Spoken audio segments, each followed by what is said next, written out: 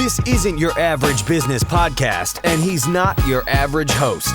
This is the James Altucher Show. Matt, we last spoke 6 years ago, and I feel like the freelancing world has 1,000,000,000% changed. What an incredible time to be alive. I mean, and be It a is. freelancer or be an entrepreneur. It's incredible now. I mean, you know, in 2020, I was reading that only 3% of the workforce were freelancers, and now it's up to 40% of the workforce does some sort of freelancing work.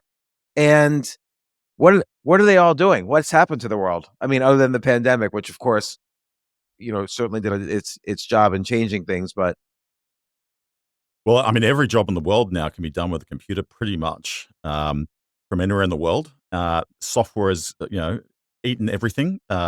It's all moved into the cloud, and human-computer interaction has got so good that people on the other side of the world can work in a team on pretty much any profession and in real time. At the same time, you've got whole huge numbers of people that have gone online around the world in emerging markets as the internet's kind of grown everywhere and getting skilled up, getting trained up. And now with artificial intelligence, everyone in the world can now perform at the elite level in a whole variety of skills. You can now illustrate at the level of an elite illustrator, even though you might not have any design skills whatsoever. You can write copy. You can program using ChatGPT. It's just an incredible time, and the whole space is moving so quickly with all the tooling that's now available for freelancers that it's all powered by AI. yeah, and like a lot of people go back and forth on the AI component of this, and I'm still interested in the economics of what why people are leaving the kind of regular workforce for freelancing. But a lot of people are worried, will AI take their jobs? So let's say I was going to hire someone to make a logo. Well, now I could just go to Midjourney or DALL-E or any of these AI graphic tools and say, get me a logo. Give me 5,000 logos I'm going to pick from, and this is what I want. And do it in the style of Salvador Dali, and boom, it does it. Is there going to be a human need for many of the typical freelancing jobs? Absolutely, because you still need someone to drive all the tools. My mother would be completely unable to go to Midjourney and figure out how to use it. And also, people are very time poor, so you always need to get people to do things for you. Even if you know how to do the particular work, you've got to get people to assist you with that. These tools basically super skill everyone. It lifts the ability of everyone around the world in a variety of different categories, and that's going to increase. And the world is desperately short in skilled labor. All around the world, every female on the planet needs to have 2.1 children to maintain the population. And across the Western world, the birth rate is way below the replacement rate. Even in Bangladesh today, the birth rate is well below the replacement rate. So we're critically short, engineers, critically short computer scientists and programmers. In some countries like Japan, it's so pronounced that in 2011, Unicharm, which is the largest manufacturer of diapers in Japan, says we now produce more adult diapers than baby diapers. Right, so there's a huge. That is an unbelievable. That's the statistic of the day.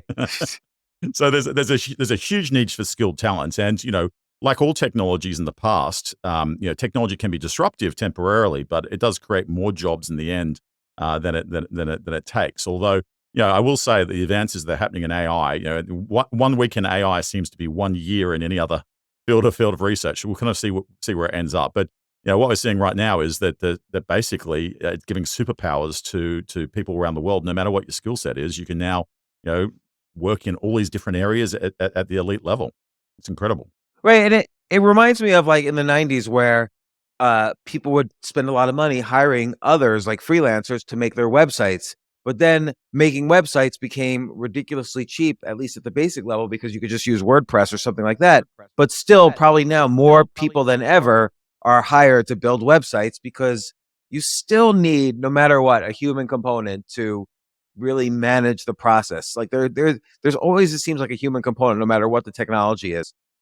That's right. And people are very time poor. There's so many things you can do in the world now that you're hyper connected, right? There's so many distractions, whether it's work or whether it's Instagram or whether it's communicating with people or whatever it is. The time is increasingly precious, and so you do need people to help you no matter what it is. And if you look at some of these professions and what happened over the last decade or two with the internet and with software and so forth, look at a graphic designer. 20 years ago, graphic designers, their bread and butter, at least amongst the people I knew that were doing graphic design, was I'll design for you a logo, and I'll do that for a few $1,000s, and then afterwards, what I'll do is I'll do a stationery set for you with business cards, and that'll be like a little bit more, and it was all kind of that level of sort of work. Over the last decade, graphic designers in the West don't really do that anymore. They're up the stack now. They're designing apps, they're designing websites, they're designing businesses, right? They can now hire freelancers who can program to help them kind of turn their dreams into reality. And with AI, it's going to be another leap again, where the AI will probably design the app and the website for you, and you'll be more of a conductor or the editor or the producer or the cinematographer saying, I want it to be a little bit different, maybe a bit more color there, add a feature so we can do the following. And the nature of work is going to be more and more higher level and more at the production level and the directing level than maybe on the tools pushing pixels around the screen. And let me ask this. I wonder if this is true for Australia, like and around the world, because again, freelancer.com is a global site. There's about how many, like 60 million users? How many users right now? Yeah, all around the world. So around Anywhere 60 there's million. internet. Yeah, basically. So it's around the world. I wonder if you're seeing the same thing we're seeing very particularly here in the US, which is after the pandemic, it seemed like nobody went back to work. Like every restaurant was complaining to me, oh, we don't have anybody. None of our old employees came back. Where did everybody go? Did they all go to freelancer.com? Yeah, I mean, a lot of them did, actually, yes.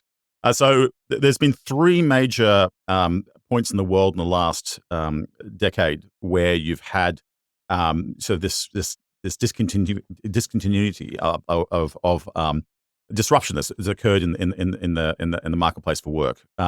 We saw it originally in the global financial crisis, where even though that was mainly in the US for the most part, you had three things happening. You had businesses going online, looking to do things cheaper because it obviously of all the layoffs and everyone was trying to cut costs. You had a lot of people looking for work online, and then you had the third phenomenon, which was a lot of people were creating businesses because they're like, what, I lost my job at Lehman Brothers.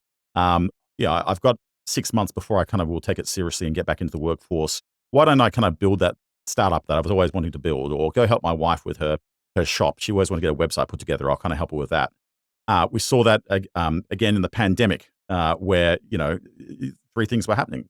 People looking for work online, businesses looking to cut costs, but a lot of startup businesses were happening, and people were kind of let's build a little drop shipping website where on Facebook I can sell a particular product that I found off Alibaba, or I can build a game that was very popular. Lots of games were being developed, and so forth.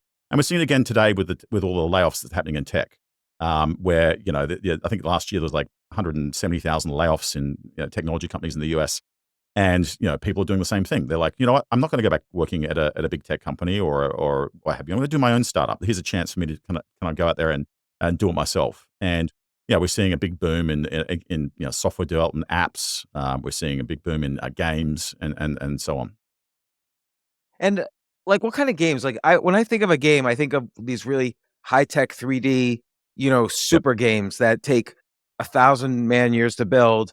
Like, can someone just go on freelancer.com and say, oh, I could build a game? Like, how do you build a game? Absolutely. You come in and you just kind of write out a brief, and you say, this is kind of how I want it to work. And there's all sorts of freelancers, all the way from individuals right up to professional agencies that will do it for you for any budget, really. I mean, there's one that happened like as we speak. They're building a game around war and strategy. There'll be there's missions, special events, and an entire campaign storyline. Then implementing a player-to-player feature and a player versus machine model, etc. And you can do this stuff very, very, very inexpensively, for about 1/10 of what you expect to cost if you went to local agencies. And the talent is incredible today. Any skill set you can possibly imagine, you can hire kind of at the snap of your fingers by just posting a project, and it's there. And they'll do everything for you. So basically, the global economy benefits. So you have people in third world countries who are doing this labor cheaply, and you have people like who are laid off from Amazon last week. They have maybe a little extra cash to hire somebody from some other country through a site like freelancer.com or Upwork or whatever. They can lay out the cash to build a game, build a website, build a store, or whatever. That's right.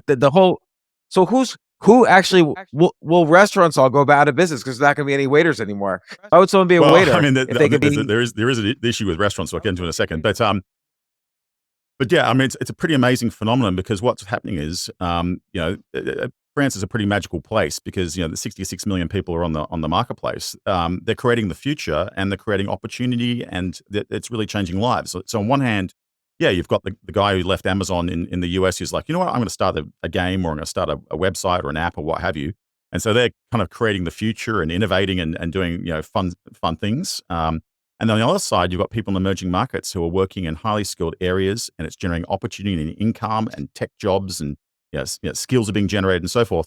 And so it's changing lives on the other side of the equation as well, because globally there's a huge disparity in things like wages, right? And the average wage in the US last time I checked was about $123 a day, and the average wage in India was something like $2.25 a day. So there's like a 50-to-1 disparity, and those ratios might have changed a little bit, but the point is you can deliver high-paying jobs on one side of the equation in areas that desperately need them, and lift skills up and build independence, because the freelancers, you can choose when you want to work, what field you want to work in, how much you want to be paid, and so forth. And at the same time, it's really architecting the future of basically work. It's create a job rather than take a job. And I think a lot of people, when they went off, the stimulus happened and there was a lot of benefits and so forth. You correctly identified that a lot of people didn't go back to the traditional workforce. They're like, you know what, I can run my own business now. I can find ways to start things, side hustles even, to supplement my income, and I get to kind of be master of my own destiny rather than kind of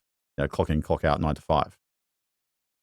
Yeah. So and it seems like AI is this huge thing that's only just happened like yesterday, that's going to completely change the nature of freelancing, even like as we were already discussing. Like, what skills are going to be the important skill sets to be a freelancer in the coming months, years, and so on, now that AI has been introduced? It seems like you're going to have really good communication and project management skills. Like you said, people are going to have to be conductors of many different skill sets that AI is doing, as opposed to necessarily having the skill yourself. That's right. I mean, the advances are, if you think about it, it's only since August of last year that I think Stable Diffusion came out, which kind of kicked off the whole arms race. And now you've got things like Midjourney, you've got obviously ChatGPT 4, which came out, which is game changing. Any sort of white collar job now, the AI will be able to figure out and probably do at the elite level. And so where the opportunity comes in is, now anyone's super skilled, anyone can use the tools, anyone can get in there and perform at the elite level across a range of different areas. And yes, the jobs will move up the stack, just like they've moved with every leap of technology. So you will be less sort of programming in Python, and you'll be more saying, I would like to have an app that's like Uber for pets. Can you change the features here? Can you more of a product manager, more of a director, more of a conductor? The styling, I don't really like the styling. Can you please make the styling a little bit more modern, or a bit more sleek, or a bit more like that website, or generate a mood board for me based upon the following preferences, and what have you. So it's going to be really lifting productivity levels, both of the freelancers that do the work, and also the speed at which companies can commercialize products. Because you'll literally be able to say, okay, build me a company today, and I want a website, I want an app, I want it to work like this, I want it to be in this sort of styling, and presto, it's there. And then you've got then you've got to have all the real challenges of, well, how do I sell it, how do I market it, and so forth. So the like skill. What are you seeing the most in terms of like changes just in the past few months across the freelancer.com community? Oh, definitely in design and copywriting. So, copywriters now are less writing the copy themselves, and they're more being the editor. So ChatGPT, for example, can generate content in any field you want. But then you have to tell it, well, actually do it again, but do it in a different style. Or, I showed off an example. There's a friend of mine who runs Macro Voices, the podcast, Eric Townsend. I had lunch with him the other day, and he's like, could you get it to write an interview transcript with me with Sergei Glaziev? And I wrote the transcript as if the two of them were speaking. And he's like, but it doesn't really understand that he might have a certain bias given his position in the Russian ministry. And so I said, ChatGPT, do it again, noting that he's in the Russian ministry and he might have a bit of bias. And I rewrote the whole transcript. And he's like, wow. Right. So you'll play more of an editorial role, or a like a cinematographer or a director or a producer sort of role, where you'll look at it and go, okay, change that, change this, what have you. But the AI itself, in terms of what it can generate, will be incredible. I mean, like in a few weeks from now, you better say, make me the movie Top Gun 17 where Putin's fighting that with Tom Cruise, and you hit a button and bang, the movie will come out the other side. That's literally weeks away. So it's pretty exciting times, and the whole industry is going to change. It's true. Like whenever someone says, well, ChatGPT can do this, but it'll never be able to do that, you know they're wrong. Like it's whatever you say that's never going to be able to do, eventually it will do it. And so the question is, at what point, I mean, with every change in technology in history, as you said earlier, there's always been more jobs created than lost. Or like when horses were replaced by cars, more jobs were created than were lost in the horse industry. But will there come a tipping point where AI finally does the full human experience, the full human job in major industries? Well, yeah, and imagine you've got to remember that most jobs actually are not online jobs. Most jobs are actually physical jobs where you kind of have to go somewhere and pick something up and put it down. And until they've plugged ChatGPT into Boston Dynamics Atlas, we've got a bit of time left before Terminator so it takes over. But yeah, certainly, I think it'd be interesting when the software starts writing itself. Like when ChatGPT gets given the source code to ChatGPT and said, can you improve ChatGPT? It'd be pretty crazy. I think the other big crazy thing that's going to happen is when they feed in every single academic paper, every thesis that's been written, by a PhD student, every bit of research known to man, and they'll say, okay, based on all of that research, can you write a paper for a pill that will extend human life by 5 years, or whatever it may be? I think you'll have a technological explosion that's going to come out the other side of that, and that combined with the feedback loop of the software writing the software, if ChatGPT can kind of write itself, you might get a pretty crazy sort of times. I mean, they've talked about the singularity for years, where at some point the technology will outstrip the ability. The pace at which technology improves will outpace the ability of the human mind to be able to comprehend it, and you'll end up like this Big Bang sort of phenomena where either man and machine will meld, and that's what Elon Musk is trying to do with Neuralink, where he's trying to say, well, maybe the future of humanity is being inside the machine, or you might end up with a Terminator event where the ChatGPT ends up driving Boston Dynamics Atlas, and then the AI figures out that humans are a threat and they're a waste of resources, and you get you're trying to call for John Connor at that point, or I can't wait for that to happen. Or it might be the Peter Diamandis model, who runs the X Prize Foundation, where he says it's the age of abundance and everything will be plentiful, and you'll be sitting back with your feet up, and every whim you want will be provided for, and you might be in that sort of universal basic income sort of scenario where we've got that age of plenty, everything's provided for you, don't have to do anything, and everyone kind of just sits around playing World of Warcraft 15 or something rather, which is generated on the fly. And I mean, if you compare now to like let's say 50 years ago, think about it. Like you can already order food delivered to you. You can have a famous chef cook your food, have it delivered to you, watch on your large screen TV $100 million movie that was made by Steven Spielberg, and then sleep in your bed, which is monitoring all your vitals while you sleep. Like we already live like unbelievable digital like gods. And what's going to happen next is unbelievable. I guess the main thing that so many people are uncertain about is what will could this have a negative effect on their lives? Like, for instance, if you're a journalist, there's no reason to hire a journalist anymore. You could just say, hey, ChatGPT, there was this incident that happened today. Summarize it for me and run it in the paper.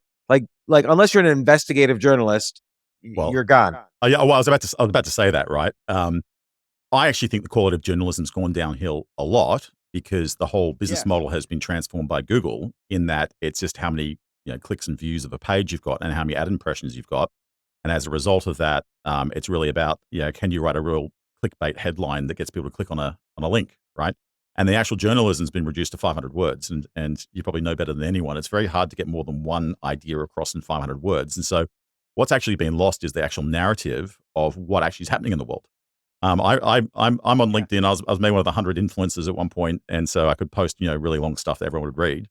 And I wouldn't publish every week. I'd publish once a year, something that'd be like 85 pages long, and I'd try and actually string together the narrative of actually what's going on. And that actually had remarkable pickup. Like I had an article that was read by 1 million people in 2 days when viral around the world. So I actually think that there is a lost part of journalism, which is more of the long story narrative, the investigative piece, and so forth. I think the quality of journalism's dropped dramatically. So I think there's still a place for journalism that Chat GPT won't fill, but I think the run of the mill sort of stuff like the sports scores and comment on the baseball game, or a stock market going up or down, or world events or what have you. I think a lot of that can potentially, at a very basic level, be done by software, and probably already is in a fairly big way.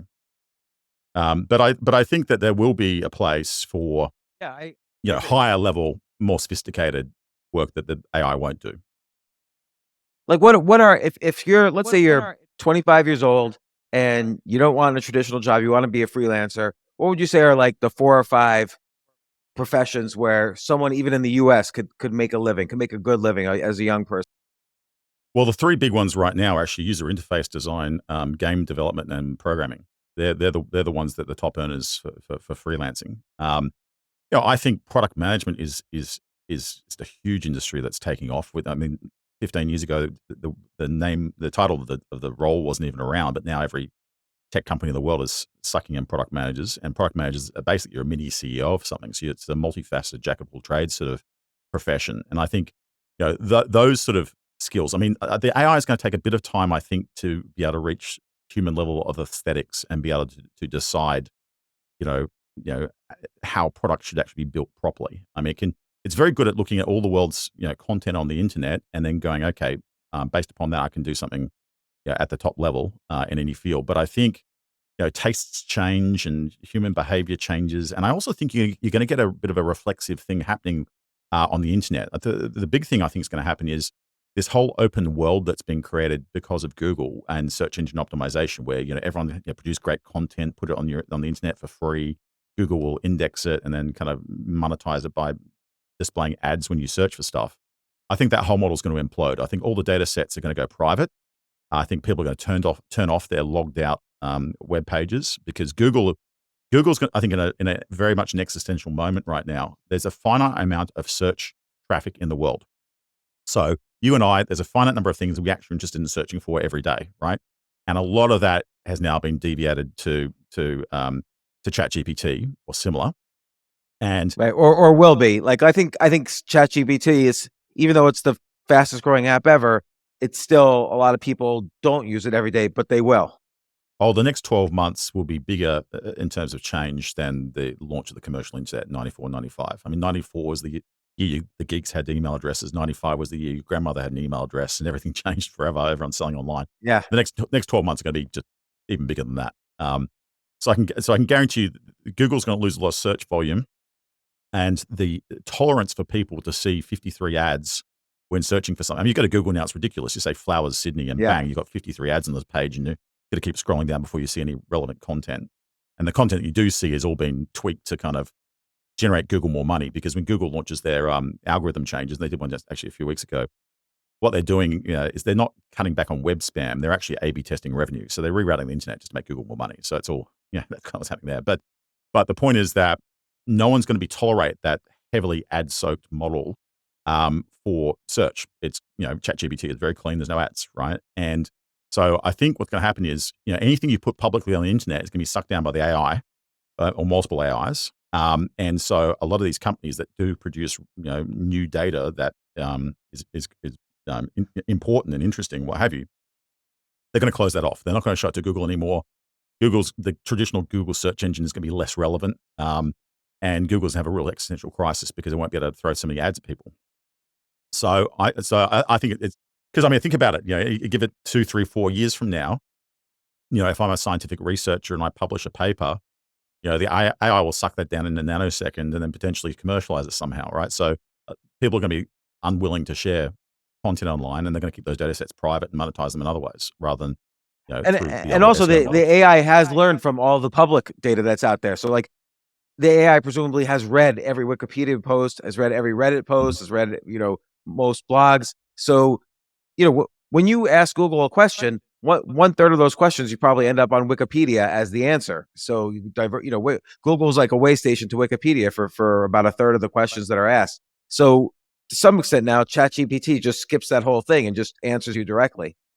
Yeah, well, Google does that in a very cunning way. So what they do is the Wikipedia is shown there as a token bit of organic content to make it look like they're actually showing you relevant information rather than just ads. And because Wikipedia is not commercial effort, so that's why it kind of ranks there all the time. But yeah, I certainly get your point. But yeah, I think all the data set's going to go private. I think the whole model is going to change. The Google model is going to change. Search is going to move to more of a chat interface and a voice-driven chat interface. The next version of Siri is going to be pretty crazy, and we'll see where it ends up. But how is freelancer.com going to change as a result of AI? Like, what are you going to have to do to evolve? I think it's incredibly beneficial for us because, number one, the supply of skilled labor is desperately needed worldwide. That's the whole thesis behind Freelancer. And now that supply of skilled labor is going up dramatically. People are increasingly time poor and need people to do things for them. So, I take the example of my mother. Like, she needs things done all the time, but she's not going to sit down and figure out the journey or what have you. Even if the interface gets really, really nice and easy, she's not going to be figure out how to draw an illustration, resize it, put it up on a website, maintain it, whatever. It's not going to happen. So someone's going to have to do all that sort of work. And the other thing is the ability for us to personalize content for you to help you get things done is extreme, right? We've got a whole bunch of AIs being deployed right across the website right now. So, for example, you type your project description in, kind of what you want done. Most people don't know what they want done. Most people come and they go, I want to build a website, but they don't know the functionality that they want on that website. They don't know what platform to select. They don't know. And building a website, how long is a piece of string? It could be a $50 website. It could be a $500,000 website. It really depends how complex and so forth. But the ability for the AI to help you with that job spec and write the job spec out for you and iterate over that and show you a mood board. And do you like that? Do you not like that? And then basically help you find the best freelancer that's specific for that. And then structure the product development plan, write the technical specification. All that stuff can be done automatically, right? So, and so that's on the entrepreneur side. I would imagine also on the freelancer side, look, a lot of people are from countries where English might not be their native language. So even just structuring a proposal, it's going to help them.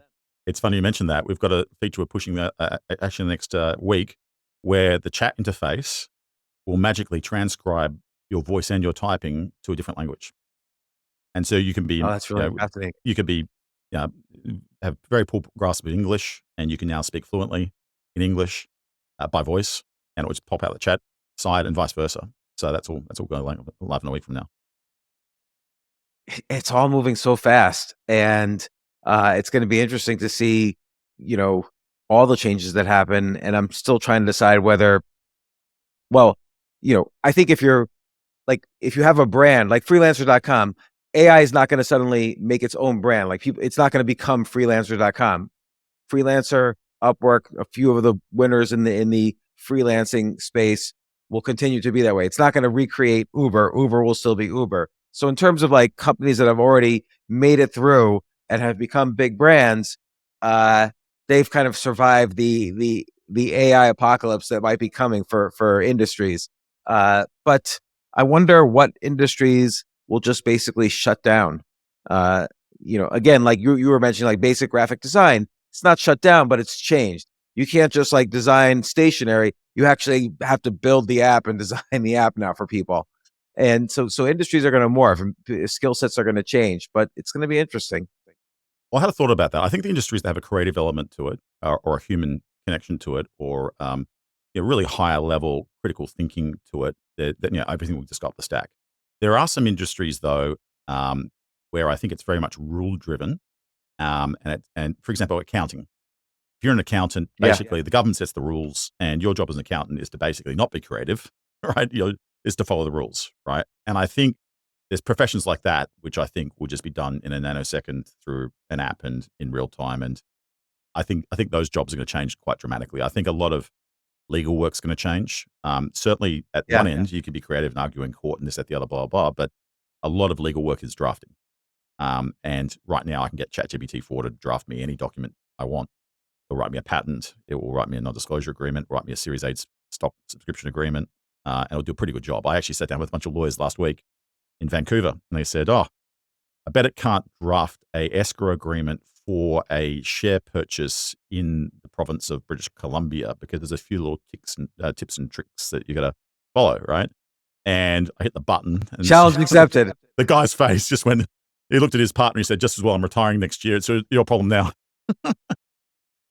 No, it's true. There's already a company set up that AI does all the back and forth. If you get like a parking ticket or, a driving ticket, they will handle all the legal work for you just using AI. Yeah, I think there'll be an explosion of lawsuits because it's so simple now to for the AI to create a suit and file it. And I think there'll be an explosion of defense, apps to defend against these lawsuits. So I think the legal system will be busy, very, very busy, because the cost to enter a suit is usually quite expensive, and now that barrier's dropped because the AI will do the drafting for you. Now, do you think with all this innovation happening, and you take AI, and then you take innovations that have already been occurring on in other industries like biotech and so on, and robotics and every industry, do you think that innovation will be enough to perhaps slow down what's happening? Because in my opinion, it was a shame the global economy shut down for almost 2 whole years, and we still don't know the full ramifications of that. Part of the ramifications is that we went from 3% freelancers to 40% freelancers. Other ramifications we just don't know, like the effect on currencies and so on. So do you think, though, the pace of innovation will be fast enough to kind of reverse whatever negative effect we have from shutting down the economy for a couple of years? Well, I think freelancing is incredibly deflationary, and I think the advances in AI are probably one of the most deflationary things I've seen in human history. So I think they will certainly have an effect to try and slow some of the inflationary pressures. But I think if you look the Fed is kind of damned if they do, damned if they don't, right? I mean, typically you have to raise the policy rate, I think about 4 or 5% above the real inflation rate in order to kind of stem inflation, in a traditional sort of textbook sense. And I think the numbers are about 6 or 7% roughly in terms of inflation is being reported. The real number is probably close to 15. They raised rates to 4.75 in the fastest hike I think in history, and Silicon Valley Bank blew up, right? And Silicon Valley Bank was doing phenomenally well because it banks all the tech companies, right? It went from 60 billion in deposits to 190 billion in deposits in 2 years, so it's flush with cash. It just had nothing to lend to because those deposits are liabilities on the bank's balance sheet, and so they've got to have assets. They've got to loan it out, and they couldn't figure out what to do with it, so they stuck 82 billion into mortgage-backed securities, an average yield of 1.56% over 10 years. Which meant you got your money back in 10 years, no problem, but startups burn cash all the time and went quarter by quarter and the startups kept on burning. And then they kind of had a bit of a liquidity crisis when the VCs broke ranks and said, pull your money out. So I think all the banks around the US are going to have that problem. So if the Fed keeps raising rates, you're going to blow up a bunch more banks. If you lower rates, inflation is going to be out of control, and the US debt is mathematically unpayable at the current level. So, and in some way, I think the US government wants a lot of inflation to continue so that the debt problem becomes smaller and smaller and smaller and that's why they want a policy rate of 2% usually, because after 30 years, the debt problem is half as big because you've inflated it away. So I think they kind of want to run inflation hot for a few more years, and then, and that's why you've got these policies like, Green New Deal and, reparations for everyone and, education, waiver student debt and so forth, because I think they want to run inflation hot to make the US debt problem go away, and then they'll do some sort of a reset with a central bank digital currency, maybe with some loose backing by gold or whatever, what have you. But certainly a pretty dynamic space right now. But yeah, I mean, these are very freelancing, freelancing online and AI and software and so forth, very deflationary forces. So we'll see where it ends up. Well, it's interesting because before they dropped all this money on the economy during the pandemic, they were fighting deflation. Like that was what was keeping the Federal Reserve governors up at night, was worries about deflation because of technology changes and because of freelancing around the world and so on. And they kind of got their wish of inflation, but maybe too much. And hopefully some of it is transitory because supply lines were all shut down. But we're going to see. It's definitely going to be an interesting time. I mean, the problem is printing money won't dig any more copper out of the ground any faster, really. Yeah. These things take but that's time. why we got off all the gold standards, because we didn't have enough gold to pay our debts. Well, I mean, getting off the gold standard was phenomenal for the US in terms of driving economic growth, right? It basically meant you could just print money and, you're playing Monopoly and you're the banker and you can print your own money. You can buy everything on the board. It was phenomenal for the US, but now we've got, obviously a few things got depegged, such as, wages. And now we're getting the ramifications of that because it's gone on for so long. So I think there's going to have to be some sort of reset in the next 5 years. Do you think oil will get depegged? Do you think like with China kind of brokering relationships with Saudi Arabia and Iran and Russia and so on, do you think at some point the petrodollar won't exist? Well, that's the talk of the week, right? Because I think the first transaction just went through in renminbi last night. And Oh, Saudi really? is I didn't now know that. shifting their focus to yeah, it was on Twitter I saw, and they're now shifting their focus in terms of security alliance to China, along with many other countries in the world. I think one of the mistakes the US did was the sanctions program against Russia, because confiscating oligarchs' boats around the world. I think it freaked out a lot of countries where you've got a lot of people in power have got a lot of toys around the world parked in the Mediterranean or what have you, and I think that got people greatly concerned. So I think we'll see where it ends up, but I think we're obviously heading to a very confrontational point in human history. I mean, we had one of the greatest peacetime periods in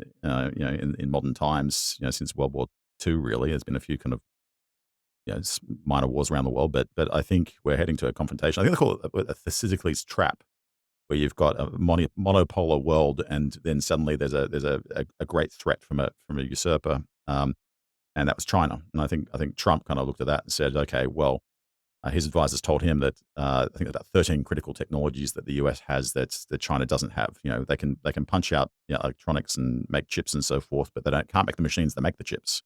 And certain types of superconductors and AI and this, that, the other. And so he was like, okay, well, let's try and start a bit of a trade war here to try and temper the usurper. But I think now kind of been a bit mismanaged, and I think there's too many people turning against the US. So it's a pretty scary time. So what do you worry about in terms of like the next 5 years? As you have your pulse on the global economy because you see so much of what's going on in the freelancing world. What worries you over the next 5 years, like you personally? Well, are we going to go to war first, or will the robots figure out we're a waste of space first? Are we going to go to a Skynet situation first, or are we going to go to a hot war? Basically, I think they're two big risks right now. Yeah, and economically, what are you worried about? Well, I mean, inflation will cause a lot of social unrest. I mean, the thing is, back in the global financial crisis, when they printed money in a way, through quantitative easing and so forth, where it kind of flowed into sort of hedge funds and so forth, right? And so the asset prices got inflated. So the stocks went up, and everything from fine art to classic cars and watches, all that sort of stuff inflated, right?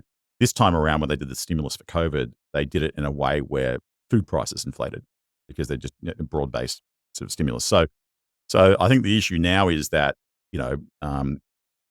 when food goes up too much, people don't eat. And I think someone said that we're only so many hot meals away from revolution. I think you're starting to see in countries like Sri Lanka, where the effects of inflation are, the country can't take it anymore. And suddenly the president's palace, everyone, goes in there and starts going crazy and ripping it down because people can't eat. And I think that going to become a broader problem around the world. We have a lot of social unrest if the price of food keeps going up, and the price of food is linked to the price of oil, come down a bit, but that could spike in a variety of different scenarios, particularly with the Saudis kind of pivoting.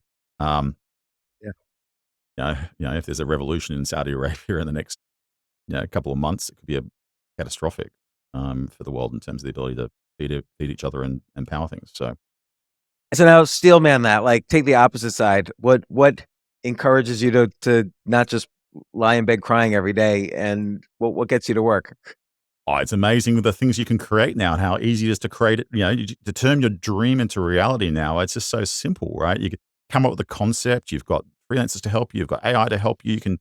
It's so cheap. I mean, it used to be, when I started my career in tech, you had to go out and raise a Series A venture round of $5 million, and it took 18 months if you're lucky at all to get any money together, and it was just so hard and so slow to sell anything. Now the world is hyper connected. You've got a great product or service. Things can just take off overnight. I mean, look at ChatGPT, right? I mean, that as a product, it's the fastest growth of any product in history, right? I mean, Right. There's companies around the world that make $1 billion of revenue in their first year. What's a company you've seen literally created on freelancer.com that has gone to like amazing heights that you wouldn't expect? I mean, every day there's crazy things people are doing. I mean, There's one that one of my co-pilots told me last week. There's a lady in Estonia, and she's come up with it. She's got a great product of bitters, like a range of aromatic drinks. And she came on just get a logo done, and next minute she's got a website built, whatever. And we've got a project management service that will just do everything for you. You just pay by the hour, $35. And they're running her entire business now. It's doing sales, doing marketing, doing whatever. And she just came in to get a logo done, and she's like, "Oh wow, the whole thing's just running itself now." Right? So it's just that's what's amazing is if you've 60% of people last time I saw a survey said they want to be an entrepreneur. 6% of people actually do it, but your ability and ease of doing it now is just so easy. It's incredible. Like and that's what's exciting. The ability to create products and services of the future and see all the crazy things people are doing and things you'd never think of. And I think that's super exciting. Well, they always say that between two countries, you either exchange bullets or money. And so hopefully the money will beat out the bullets with entrepreneurship and sites like your site, freelancer.com, which puts all these things together. And hopefully that's the direction things go in, as opposed to a more confrontational one.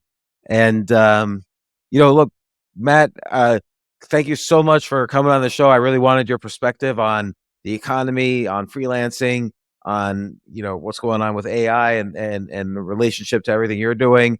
And freelancer.com is a great site. I used it to build a business, or I used one of the companies you bought early on. I think it was Scriptlance back in 2007. I used it to build a business that did very well. So I always appreciate what you guys do and the site, and I highly recommend people use it and check it out.